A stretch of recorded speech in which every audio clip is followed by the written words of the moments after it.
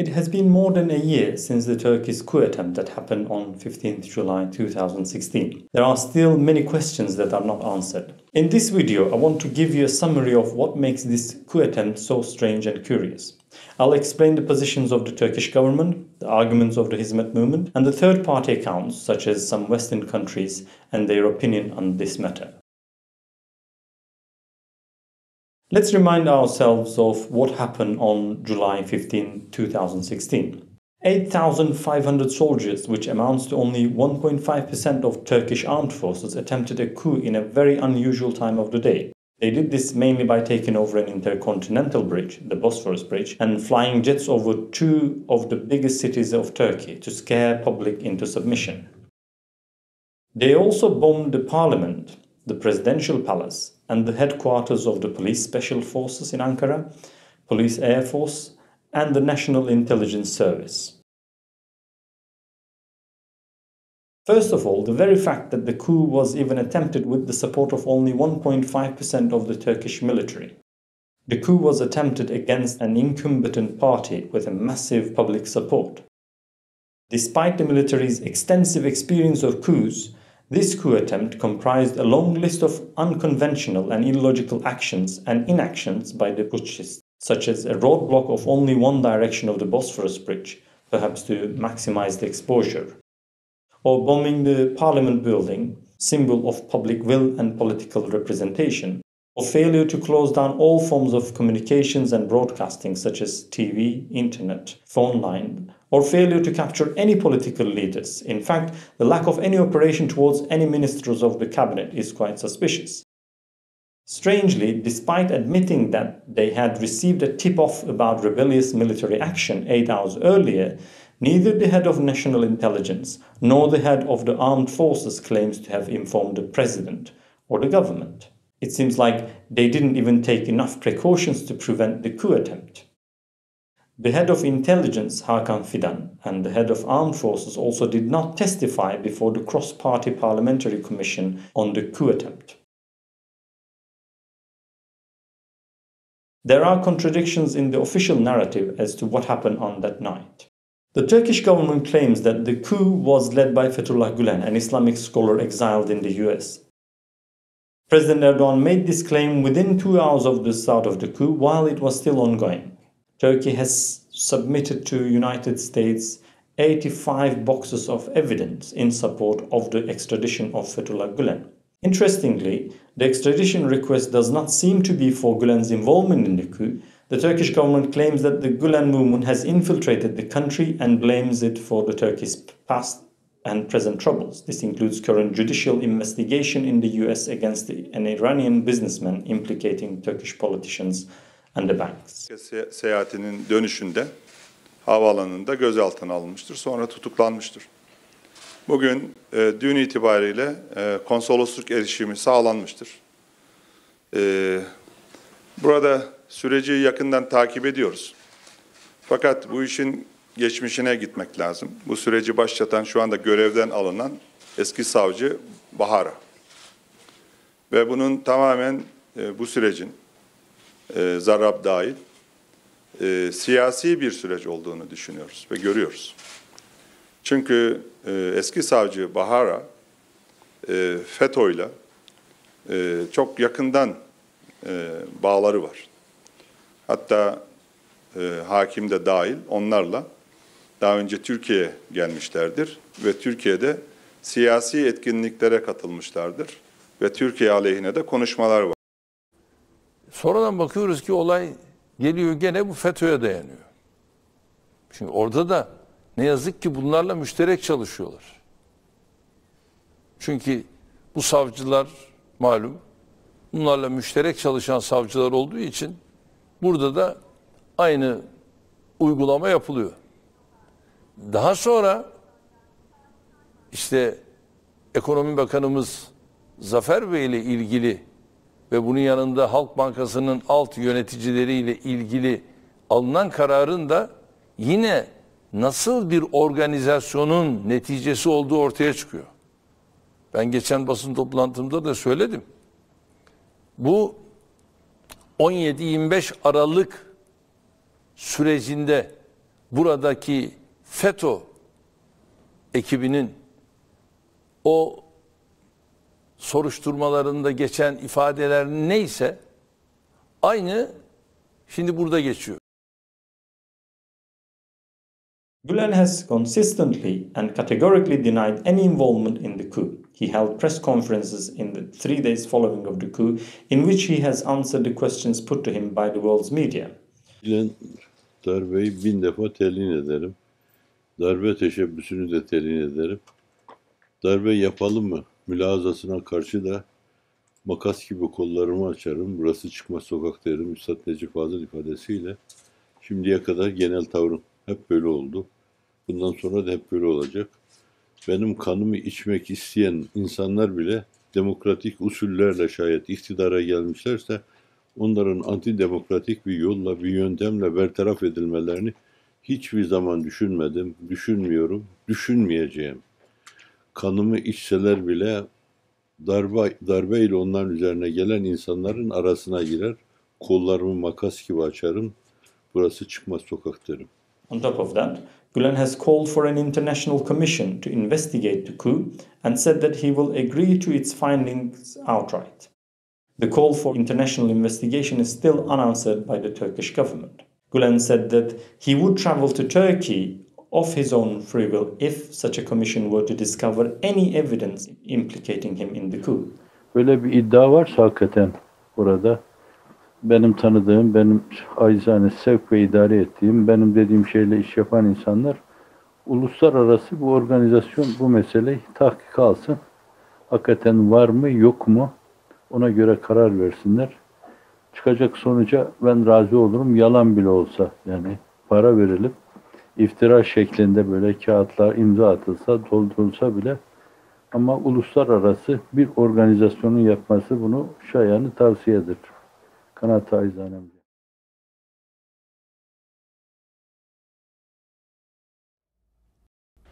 As you know, on Saturday, the president of Turkey, Erdogan, demanded that the U.S.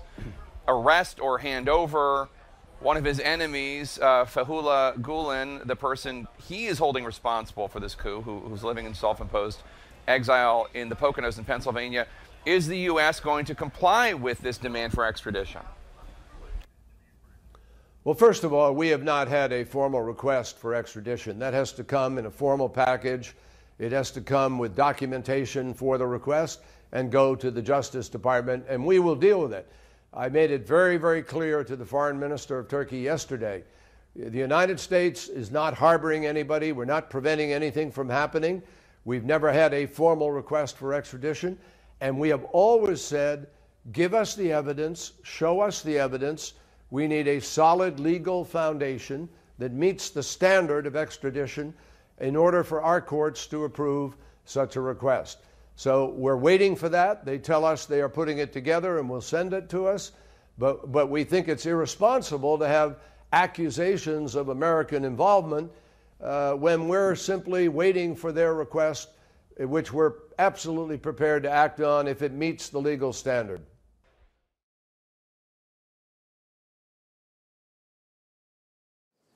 With respect to Fethullah Gulen, we have received no request for extradition. Specifically, though, President Erdogan, obviously in his public comments the other day, called on the United States to return him to Turkey. I made it clear to the foreign minister there is indeed a very formal process for that, and there has to be a formal extradition request submitted through the appropriate channels, legal channels. There is a standard under our system of law that applies to that. I urged the foreign minister to make certain that in whatever portfolio and request they send us evidence, not allegations. We need to see genuine evidence that withstands the standard of scrutiny that exists in many countries' system of law with respect to the issue of extradition. And if it meets that standard, there's no interest we have in standing in the way of appropriately honoring the treaty that we have with Turkey with respect to extradition. But and let me emphasize that we've never had such a request, we've never had such evidence, and we are doing nothing whatsoever to stand in the way of a legitimate process which respects the treaty. Turkey has not submitted an extradition request for Gulen's involvement in the coup. The extradition request submitted with 85 boxes of documents was for other alleged offenses. Where an application for extradition is received, the Department of Justice refers the matter to a judge after it reviews the application for sufficiency.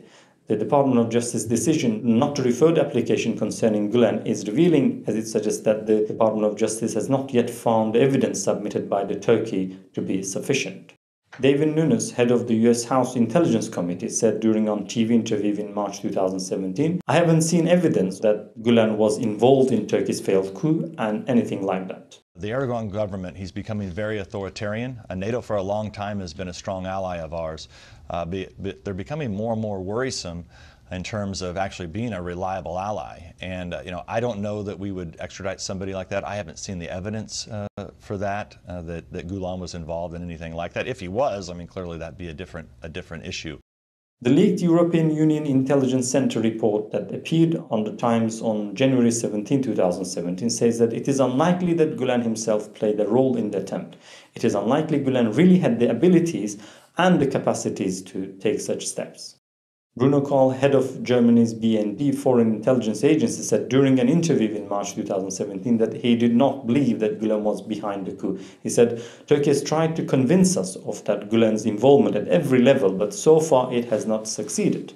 Of the Gulen Movement, he said, "It is a civil association that aims to provide further religious and secular education." When questioned during a parliamentary committee hearing about what information, intelligence or evidence the FCO had on Gulen's involvement in the coup, Lindsay Appleby, the director, answered on January 31st as, "We know quite a lot about the individuals who seem to have been involved in the coup. We know much less about the organizations to which those individuals belonged. So it isn't clear how many of the military people were Gulenists." It might be helpful to explain from a kind of official perspective in the Foreign Office what kind of information we do have, what kind of information we don't have about the coup. We know quite a lot about the individuals who seem to have been involved in the coup because that was quite evident by their actions. We know much less about the organisations to which those individuals belonged. Many of the key individuals, by the nature of an attempted coup, were from the military. It isn't consistent really with membership of the military to be a member of an alternative organisation.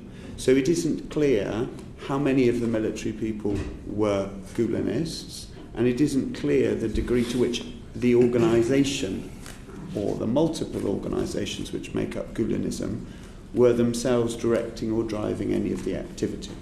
We don't have clear information, we don't have an analytical base to assert definitively one way or another whether the organisation as a whole directed the coup attempt. And that is precisely the sort of evidence that we've been asking for from the Turkish government when they bring to us individual allegations. The Foreign Affairs Committee inquiry on UK-Turkey relations dedicated a considerable amount of time to hearing and evaluating public and private evidence on the failed coup. It published its report finding on March 25 in 2017, in which he said that there has no hard evidence to implicate Gulen or the Gulen Movement. What there was at most was circumstantial evidence indicating that some individual Gulenists were involved, and that even then evidence was mostly anecdotal or circumstantial, sometimes premised on information from confessions or informants. Within days of the coup attempt, James Clapper, who was the director of the US National Intelligence at the time, said that they had not seen any intelligence indicating Gulen's involvement.